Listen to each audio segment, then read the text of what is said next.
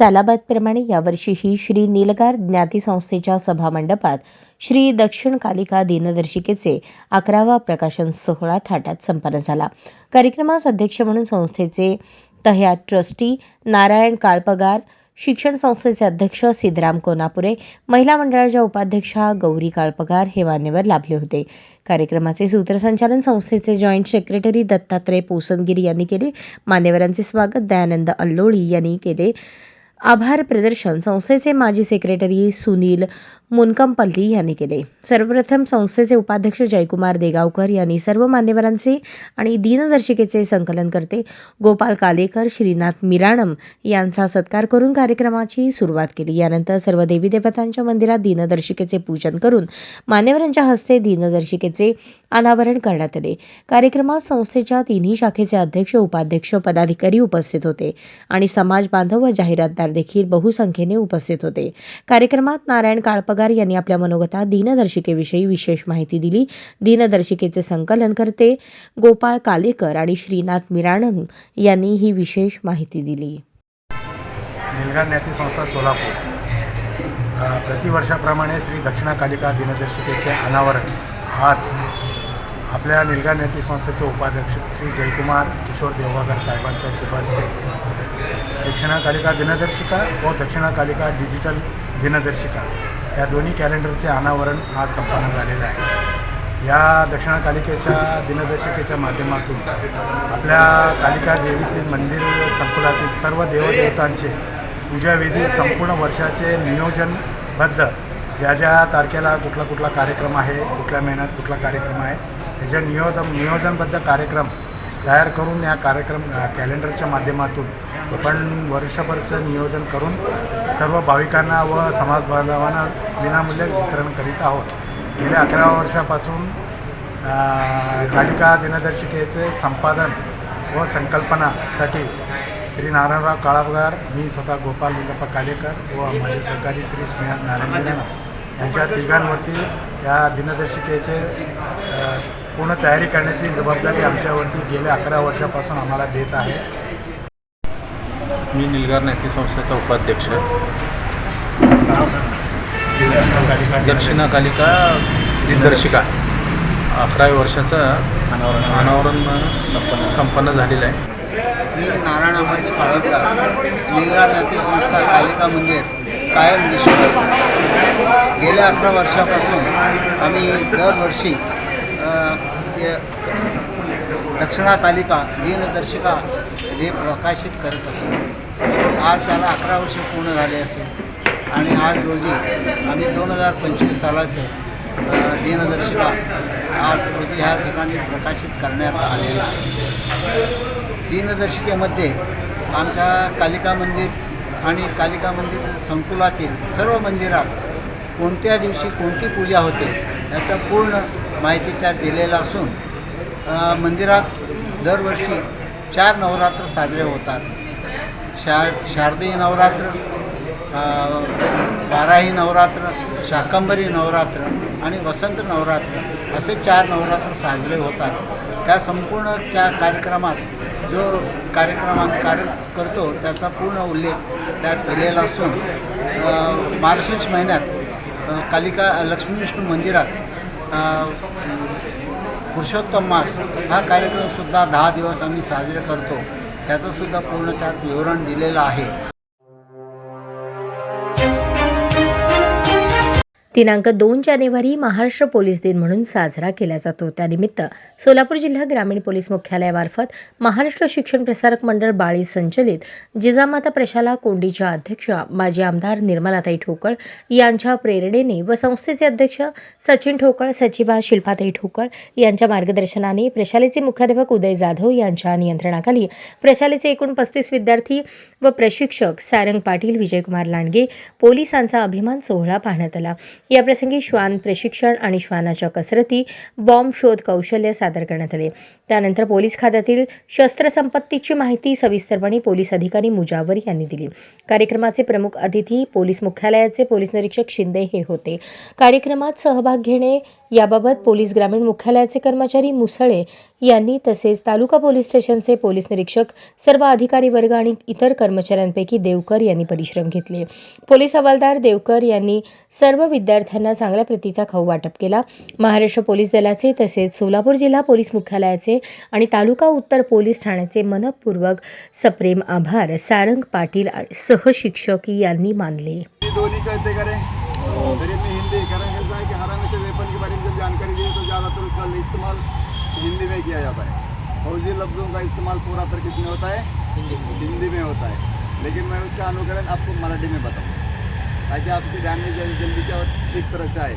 मी तुम्हाला पूर्ण ट्रान्झॅक्शन त्याचं हिंदीत न बोलता मराठीतच सांगतो. त्या वेपनचं नाव आहे 7.62 mm SLR. त्याचं नाव काय? SLR 7.62 mm. याची गोळी याचा व्यास आहे, या बॅरल दिसतो ना, याच्या गोळीचं माप असतं ते 7.62 एकक असतं ना, त्याचा व्यास आहे 7.62 mm. SLR self loading rifle, शॉर्टकटमध्ये आपण याला SLR म्हणतो. ये गैस से चलने वाला, हवा से ठंडा होने वाला हथियार है. इसका कारगर रेंज 300 गज है. इसका कारगर रेंज किती आहे? 300 गज. आता मीटर आणि गजमध्ये फरक आहे. मीटरपेक्षा गज छोटा असतो, परंतु त्यावेळेस मीटर हे एकक नव्हतं. पूर्वीच्या काळात मीटर एकक नव्हतं. त्यावेळेस गज, मैल, गज आणि मैलावर असल्यामुळे ह्याचं एकक जे आहे ते त्यावेळेस गजावर आहे. जे लेटेस्ट वेपन आले ते मीटरवर आले, पण जे पूर्वीचे वेपन हे सगळे गजवर आहेत. इसका कारगर रेंज कितना है? 300 गज. 7.62 mm SLR self loading rifle बोलते हैं. ये हवा से, गैस से चलता है, हवा से ठंडा होता है. ये सारी इसकी जो चाल है साधारण समझ के, यानी कसं चालतं ये आम जवान के समझ में आ सकती है. सरळ समजतं त्याला की सगळ्याला कळतं ते वेपन. अब इसमें कितने राउंड आते हैं? ये समोर से मी जरा पकड़ लेते, इसमें राउंड आते हैं 20 गोलियाँ आती है. 20 कितनी गोली आती है? 20 गोलियाँ.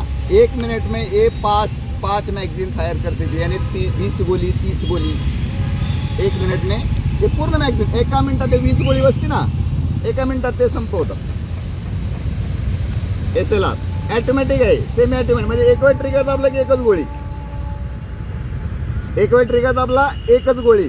दाबून धरला कायम चालणार नाही, फक्त सेमी ॲटोमॅटिक. एकदा दाबून सोडायचं, फक्त दाबायचं सोडायचं. इथपर्यंत समजतंय? नाव काय याचं?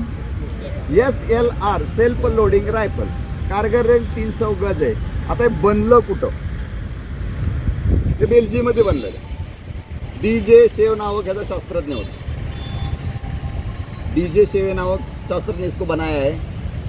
मिसाल के तौर पर 1939 से 1945 दूसरे महायुद्ध के दौरान, दुसरं महायुद्ध कधी झालं? 1939 ते 45 या दौरान ही रायफल तिकडं बनलेली. कुठं? बेल्जियममध्ये. लेकिन इंडिया में 1965 में आ गई.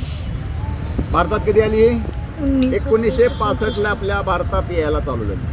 आता भारतात आपल्याकडे 3 ठिकाणी बनते, वेस्ट बंगाल, त्रिचनापल्ली आणि जबलपूर. जबलपूर कुठे आहे? मध्य प्रदेशमध्ये येतं आहे. त्रिचनापल्ली वेस्ट बंगाल, इच्छापूर म्हणून आहे. असं 3 ठिकाणी भारतात हे वेपन बनतं. आपल्या तिकडे भारतात 3 ठिकाणी बनतं. परंतु दुसऱ्या महायुद्धानंतर हे बनलं कधी? 1939 ते 1945च्या दरम्यान बनलं. कुठं? बेल्जियममध्ये स्टार्टिंग. इंडियात कधी बनायचं चालू झालं ते? 1965 नंतर. आता आपल्याकडं 3 ठिकाणी बनते SLR इंडियामध्ये. आधी इंडियामध्ये नव्हते बनत, बाहेर बनत होते. एक साधारण जवान हा कुठलाही फ्लॅट ट्रेजेडी, आता प्लेन ग्राउंड आहे ना, हे त्या ग्राउंडवर याचा फायर एकदम असरदार होतो. समोरचं दिसतंय प्लेन ग्राउंडवर फायर करतोय. याच्यावर इथं बॉम्ब असतं, हे त्यांनी बसवायला की ट्यूब लॉन्चिंग असतं की त्याच्यावर बॉम्ब सेट करून ते फायर करू शकते. याने ट्यूब लॉन्चर लाकर भी इसके साथ फायर किया जा सकता. परंतु अशा प्रकारचं वेपन जर दिसलं तर तुम्हाला काय लक्ष देईल? ते हे SLR आहे. याची मॅगझिन बघा, हे वेपनचं मॉडेल बघा. जास्त डीपमध्ये जास्त हँग नाही करणार नाही मी, फक्त मॉडेल बघा कसं आहे.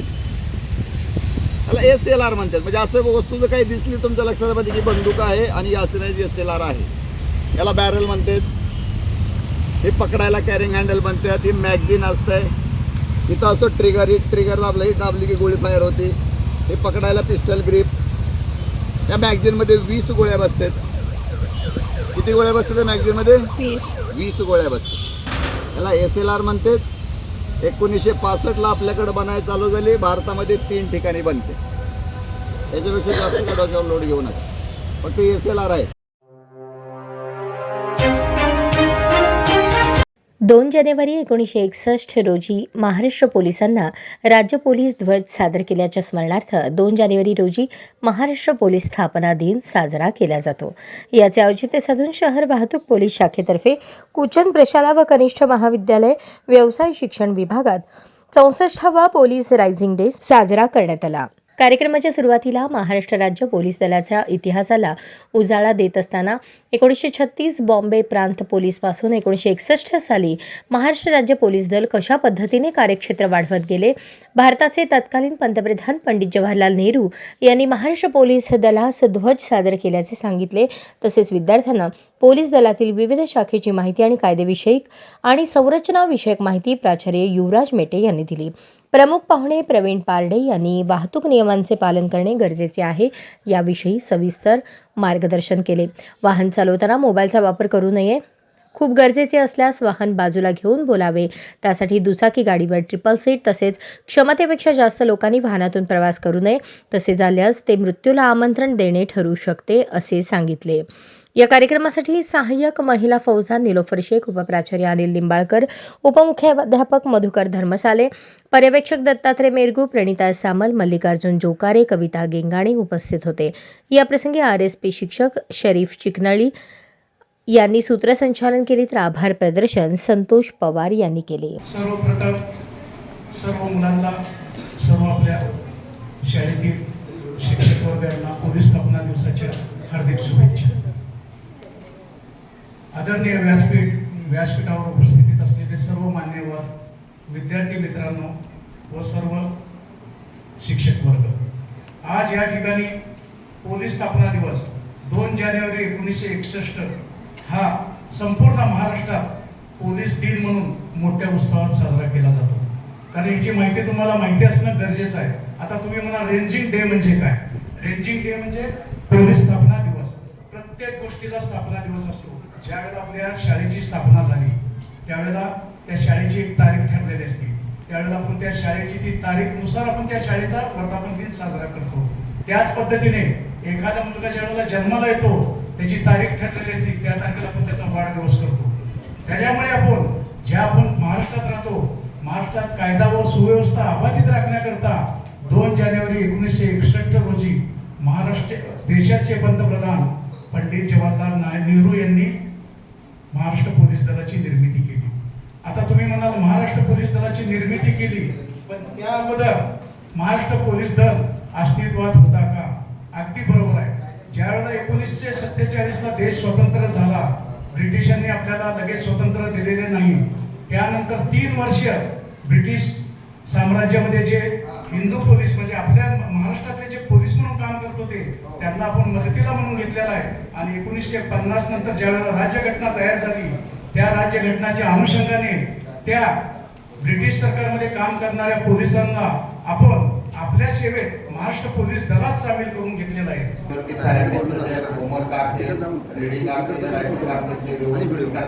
त्यामुळे ते प्रथम आलेले आहेत. बाकी त्यांना चांगली मार्क पडायचे आहेत ना, बरोबर आहे ना? तर आपल्याला यांच्यासारखं पहिल्या नंबर येत चालते. परत तुम्हाला एवढे एक्झाम नाही आहे, 10वी आहे, 11वी आहे, 12वी आहे, ग्रॅज्युएशन आहे, इंजिनिअरिंग आहे. तर त्या परीक्षेला प्रथम यायचं म्हटलं तर आपल्याला अभ्यास करावा लागतो, मनापासून अभ्यास करावा लागतो, त्यावेळेस प्रथम येतात. तर सर्वच विद्यार्थी नंबर झालेचे आहेत आणि प्रथम क्रमांक शाळेत आहे. ग्राउंडवरती परत स्पर्धा असतात, बरोबर आहे? खो खो आहे, बास्केटबॉल आहे, क्रिकेट असेल, जे काय असेल त्यात सुद्धा टीमवर्क म्हणून बुद्धिबळ असेल तर त्यात सुद्धा सहभाग घ्यायचं, त्यामध्येही पहिला नंबर आणण्याचा प्रयत्न करायचा. नुसतं शाळेत नाही, बंद खोलीच्या आतलं शिक्षण आणि बंदखोलीच्या बाहेरचं शिक्षण जे ग्राउंड आहे तर त्या ठिकाणी सुद्धा आपल्या शरीराची वाढ होण्यासाठी व्यायाम करणं गरजेचं आहे. तर दोन्ही ठिकाणी विद्यार्थ्यांनी अग्रेसर पाहिजे. प्रथम क्रमांक शाळेमध्ये येण्याचा प्रयत्न केला पाहिजे आणि शाळेच्या बाहेरही ग्राउंडवरती म्हणजे सर्वांगीण दृष्टीनं आपण विद्यार्थी झालं पाहिजे. म्हणजे आपली शारीरिक उंची, बुद्धीची उंची, दोन्ही उंची आपली वाढली पाहिजे. बरोबर. तर मीही तुमच्यासारखाच आहे. आज जसं मी येताना तुम्ही टाळ्या वाजवल्या किंवा हे प्रथम विद्यार्थी आलेले त्यांच्यासाठी टाळ्या वाजवल्या, तसंच तुमच्यासाठी कुणीतरी टाळ्या वाजवल्या पाहिजे. बरोबर आहे. आमच्या ठिकाणी आता मी असेल, आमच्या आमदार असतील, सर असतील, ह्या ठिकाणी तुमच्यातच कोणीतरी येणार आहे. तर आपण सर्वांनी इथं येण्यासाठी जे अभ्यास आहे 9वी 10वी असेल 12वी असेल तर आतापासूनच तयारी करायची. आतापासूनच तुमचं गणित असेल, विज्ञान असेल, भूमिती, गणित, परत बाकी जे आहे भूगोल असेल, इतिहास असेल, जे विषय आहेत ते आत्ताच समजून घ्या. सरांना विचारा काय अडचण आली असेल तर आणि पहिला नंबर आणण्याचा प्रयत्न करा. ग्राउंडच्या स्पर्धेत भाग घ्या, तिथेही शरीर कमवा. त्यावेळेस तुम्ही आमच्या या ठिकाणी खुर्चीवरती येणार आहेत आणि त्यानंतर तुमच्यासाठी टाळ्या वाजवणार आहे कोणीतरी. बरोबर आहे. जर आपण पहिला नंबर आला तर तुमचे आईवडील तुमचे कौतुक करतात. हवालदार श्री भोळ साहेब आणि सर्व RSPचे शिक्षक श्री पवार सर, श्री चिकळी सर, याचबरोबर सहशिक्षिका घेंगारे मॅडम आणि सर्व माझे लाडके विद्यार्थी, प्रथमतः मी पोलीस स्थापना दिनानिमित्त आपल्या सर्व पोलीस बंधू भगिनींना मी प्रशालेच्या वतीने हार्दिक शुभेच्छा देतो.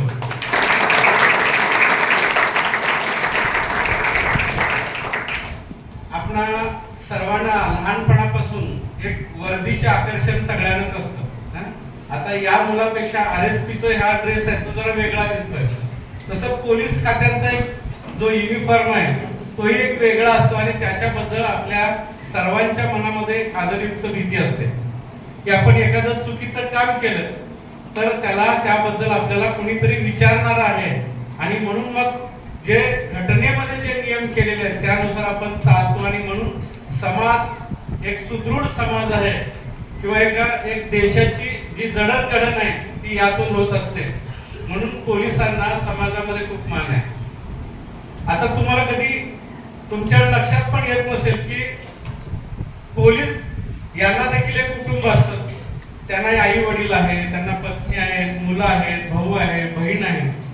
पण हे सगळं सोडून आपला समाज सुस्थितीत राहावा, सुरक्षित राहावा यासाठी कौटुंबिक जबाबदारी थोडीशी दूर करून देशाची जी जबाबदारी आहे ते अतिशय सक्षमपणे पेलण्याचे काम पोलीस दल करत असतं.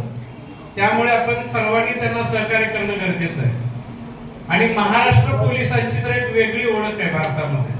मुंबई पोलीस असेल, महाराष्ट्र पोलीस असेल, कारण एखाद्या गुन्हेगारांना कसं पकडायचं आहे किंवा कुठल्या वेगवेगळ्या युक्ती वापरून वेगवेगळे कौशल्य वापरून गुन्हेगारांपर्यंत पोहोचण्याचं काम महाराष्ट्र पोलीस नेहमीच करत असतं. त्यामुळे भारतामध्ये महाराष्ट्र पोलिसांची एक वेगळी ओळख आहे.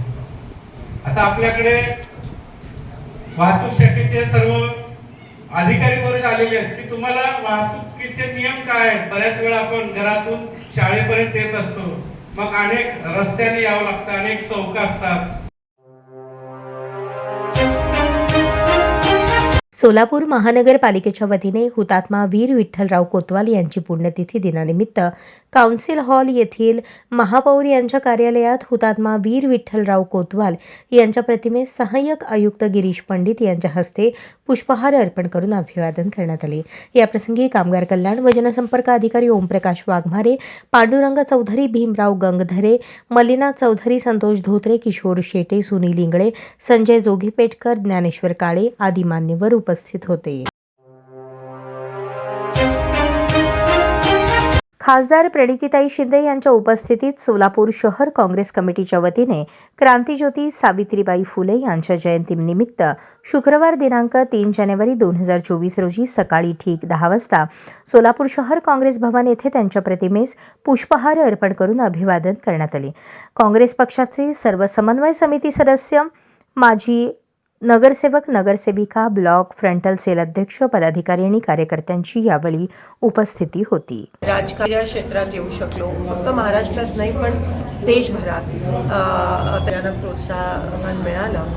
आणि पण आज दुर्दैव असं आहे की एकेकाळी महाराष्ट्र हा पुरोगामी महाराष्ट्र होता, कारण का इथे अनेक महिलांनी संघर्ष करून आमच्यासारख्या मुलींना, महिलांना पुढे येण्यासाठी प्रोत्साहित केलं. पण आज तोच पुरोगामी विचाराचा महाराष्ट्र आज कुठेतरी मागे पडला आहे. आज इकडे महिलांवर होणारे अत्याचार आणि अन्याय वाढत आहेत. आज ह्या पुरोगामी महाराष्ट्रात दीन दलित लोकांवर, अल्पसंख्याक लोकांवर हमले आणि अत्याचार होत आहेत. आज दिवसा ढवळे सरपंचांचे खून होत आहेत. बीड असेल, परभणी असेल, बदलापूर असेल, हे प्रकरणं वाढत चालले आहेत.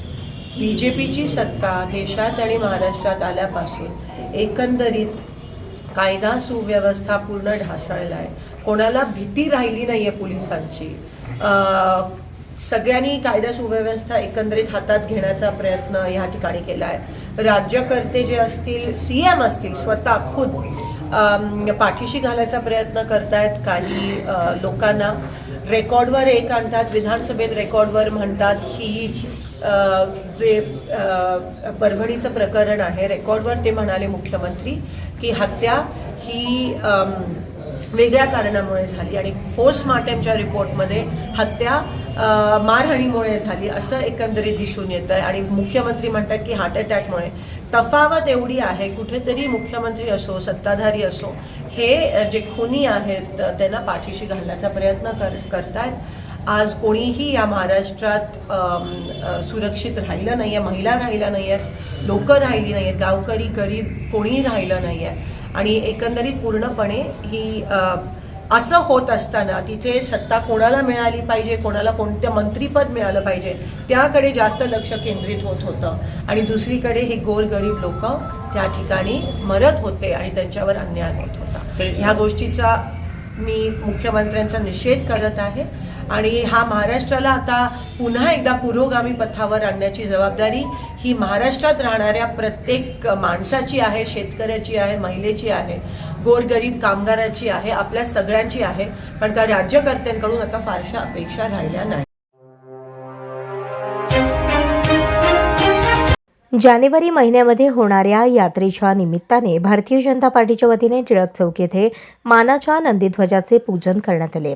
यावेळी यात्रेतील 5 मानाच्या नंदीध्वजांचे पूजन आमदार विजयकुमार देशमुख, आनंद चंदनशिवे, राष्ट्रवादी प्रदेश उपाध्यक्ष अजित पवार गट यांच्या हस्ते नंदीध्वजाचे पूजन करण्यात आले. पूजेनंतर प्रसाद वाटप करण्यात आला. यावेळी संजय कोळी, बाबूराव जवादर, अमर पुदाले, राजकुमार पाटील, माजी नगरसेवक गणेश पुजारी, पंकज काटकर, नागेश येळवेली, सुभाष पवार, सतीश महाले, ज्ञानेश्वर कारभारी, निलेश चिलवेरी, योगेश सरशेट्टी आदींसह भारतीय जनता पार्टीचे पदाधिकारी व कार्यकर्ते उपस्थित होते.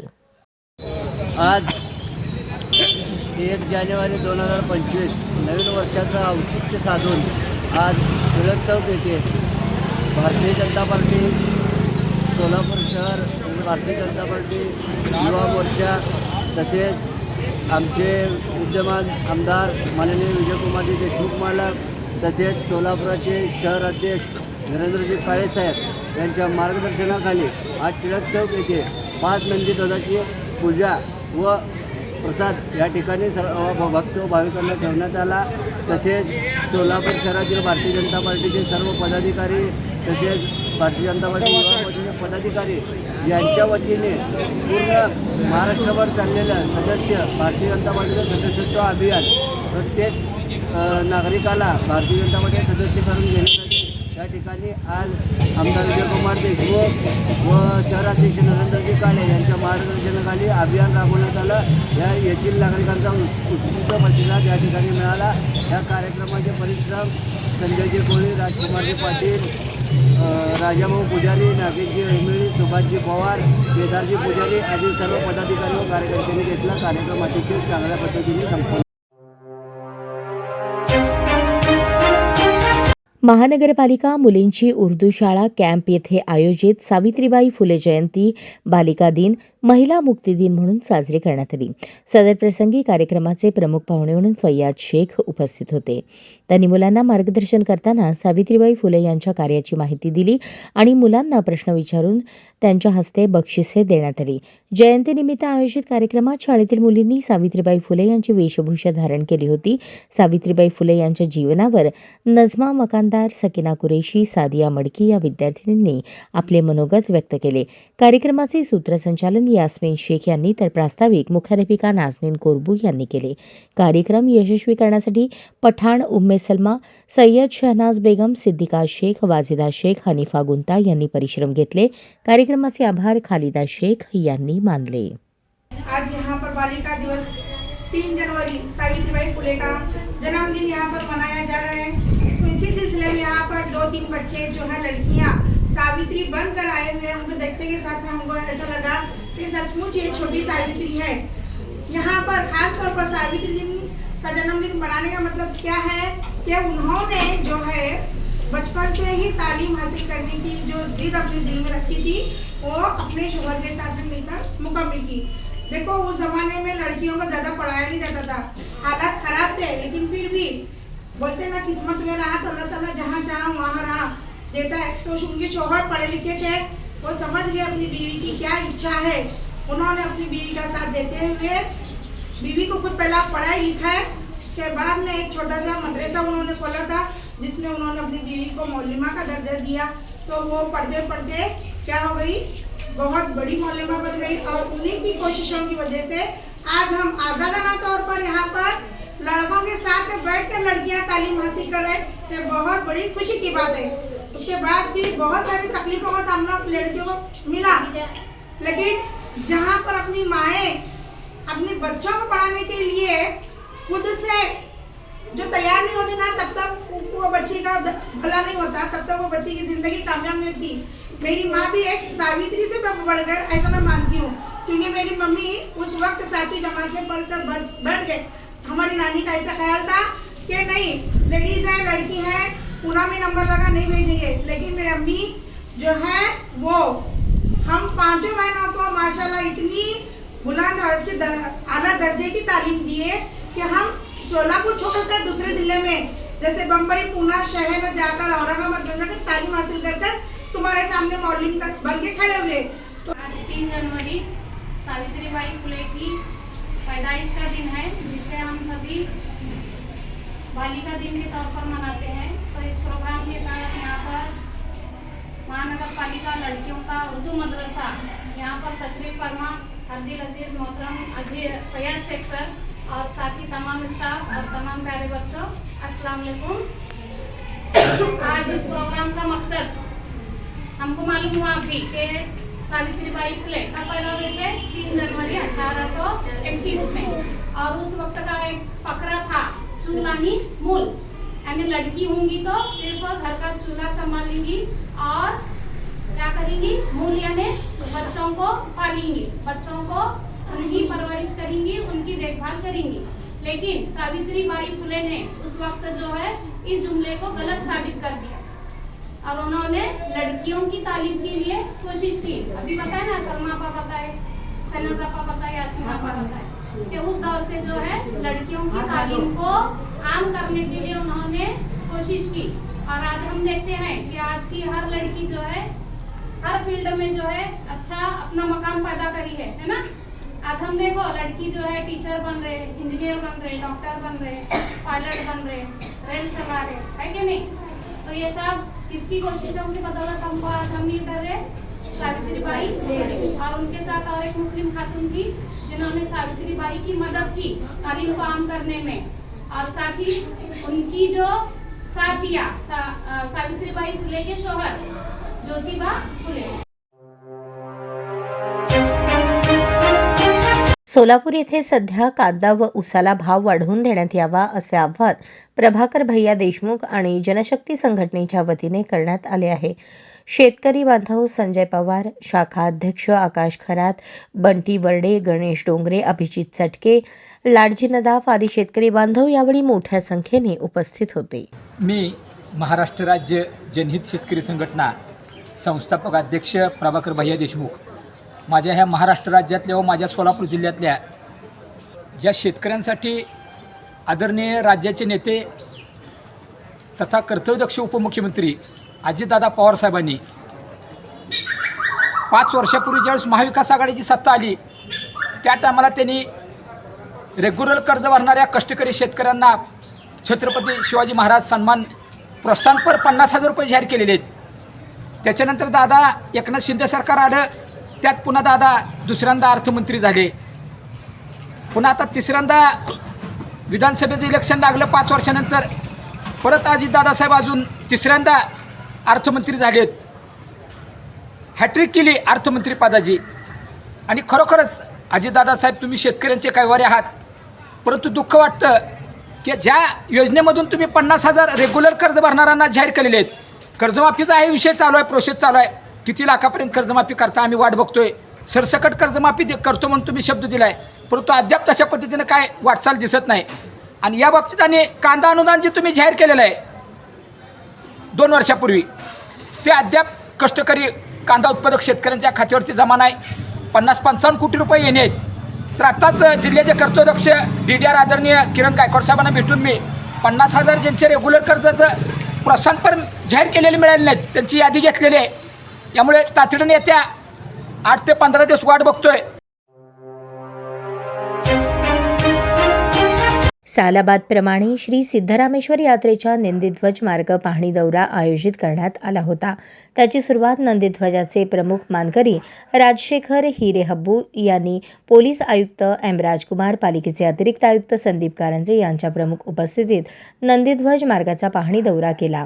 प्रतिवर्षाप्रमाणे यंदाच्या वर्षी देखील 12 जानेवारी ते 16 जानेवारी दरम्यान श्री सिद्धेश्वर यात्रेचे विविध धार्मिक कार्यक्रमांचे आयोजन केले जाते। या दरम्यान 12 जानेवारीपासून यात्रेला 68 लिंगास तैलाभिषेक केला जातो। शिवाय त्याच दिवशी मानाच्या 7 नंदीध्वजांची मिरवणूक काढून श्री सिद्धेश्वर यात्रेस सुरुवात केली जाते। सोलापूर शहरात श्री सिद्धरामेश्वरांची नंदीध्वजाची मिरवणूक मोठ्या प्रमाणात निघत असून त्या अनुषंगाने यात्रेच्या काळात शहरातील वाहतूक व्यवस्था सुरळीत करण्यात येईल।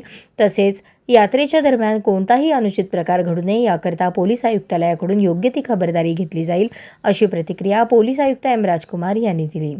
महापालिकेच्या वतीने मिरवणूक मार्गावरील रस्त्यावरील खड्डे बुजवणे, विद्युत दिवे चालू स्थितीत ठेवणे, आवश्यक त्या ठिकाणी तात्पुरत्या स्वरूपात हॅलोजन लावणे, मिरवणूक मार्गावरील रस्त्यावरील अडथळा येणाऱ्या झाडांच्या फांद्या काढून टाकणे, श्री सिद्धरामेश्वरांनी स्थापन केलेल्या 68 लिंग येथील परिसर आणि मिरवणूक मार्गावरील रस्त्यांची साफसफाई करून जंतुनाशक फवारणी इत्यादी कामे हाती घेण्यात आली असून यात्रेच्या दरम्यान पालिका प्रशासनाकडून योग्य त्या उपाययोजना केल्या जातील, अशी ग्वाही पालिकेचे अतिरिक्त आयुक्त संदीप कारंजे यांनी दिली। यात्रेपूर्वी प्रशासनाकडून सर्व कामे पूर्ण केली जातील, अशी अपेक्षा व्यक्त करताना यात्रेचे मुख्य पुजारी राजशेखर हिरेहब्बू म्हणाले, पोलीस आयुक्तालय आणि सोलापूर महानगरपालिकेकडून यात्रा काळात मोलाचे सहकार्य लाभते, असे सहकार्य यंदाच्या वर्षी देखील मिळेल, अशी प्रतिक्रिया व्यक्त केली। यावेळी पोलीस उपायुक्त विजय कबाडे, पोलीस उपायुक्त दीपाली काळे, सहाय्यक पोलीस आयुक्त शिरडकर, सहाय्यक आयुक्त शशिकांत भोसले, सार्वजनिक आरोग्य अभियंता व्यंकटेश चौबे, विभागीय अधिकारी अविनाश अंत्रोळीकर, हिदायत मुजावर, विद्युत विभागाचे राजेश परदेशी, उद्यान अधीक्षक किरण जगदाळे, सफाई अधिकारी अनिल सराठे, बिपिन धुमा, जयप्रकाश आमणगी आदी मान्यवर उपस्थित होते। नवीन वर्षाच्या सगळ्यांना शुभेच्छा देतो। यावर्षी दिनांक 12 जानेवारीपासून सोलापूर ग्रामदेवी सिद्धरामेश्वरांची यात्रा संपन्न होती आहे।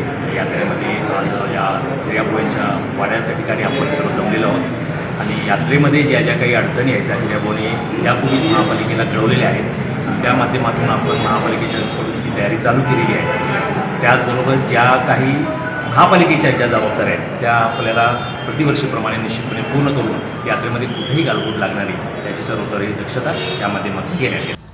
ग्रामदैवत शिवयोगी सिद्धरामेश्वरांची यात्रा उद्या दिनांक 12/1/2025 पासून सुरू होत आहे। तत्पूर्वी नंदीध्वजाचा जो मार्ग आहे 68 लिंग मार्ग तो पाहणी करण्यासाठी आज हिऱ्याबो वाड्यापासून या शहराचे पोलीस आयुक्त मान्य S. राजकुमार साहेब, DCP कबाडे साहेब, DCP काळे मॅडम, ACP वाहतूक शाखेचे ACP खैरोडकर, नंतर ACP कोमल साहेब व सर्व पोलीस अधिकारी कर्मचारी व महापालिकेचे उपायुक्त माननीय कारंजे साहेब व त्यांचे सर्व अधिकारी सर्वांनी मिळून आज 68 जे नंदिवाचा जो मार्ग आहे तो मार्ग फिरून काय काय प्रॉब्लेम्स आहेत, आम्ही एक 8 दिवसाखाली नंदिवाधारक गाडीवर जाऊन कुठं कुठं काय काय प्रॉब्लेम आहेत ते पूर्ण प्रॉब्लेम एका कागदा म्हणजे एका ह्याच्यावर पाठवून दिलं होतं. त्याप्रमाणे आता काही काम चालू आहे. तर पुढचं काय काम आहे तर आज हे त्यांना रिपोर्ट देणार आहे.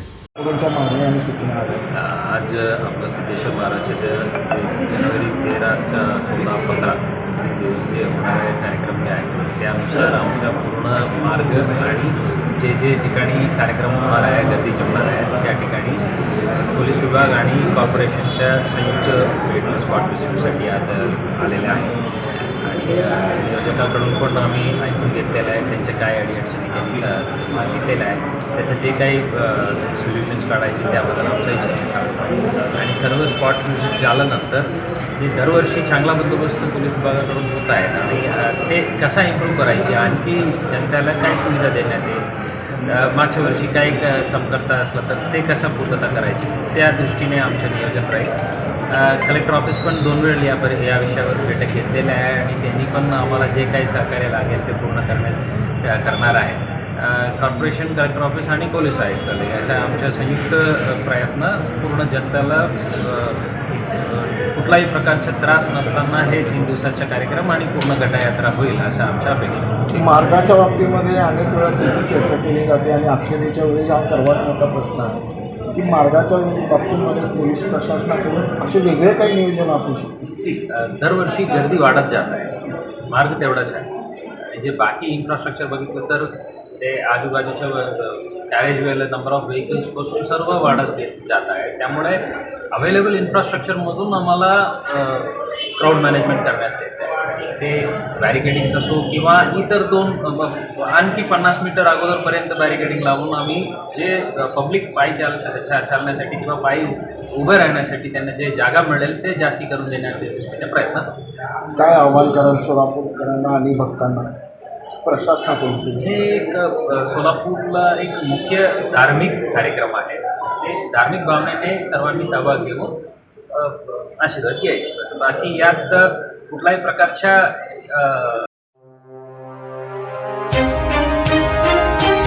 अक्कलकोट येथे उत्तर पोलीस स्टेशन आणि दक्षिण पोलीस स्टेशनच्या नूतन इमारतीचे उद्घाटन अक्कलकोट दक्षिण पोलीस स्टेशनचे पोलीस निरीक्षक महेश स्वामी, पोलीस निरीक्षक राजेंद्र टाकणे यांच्या हस्ते करण्यात आले.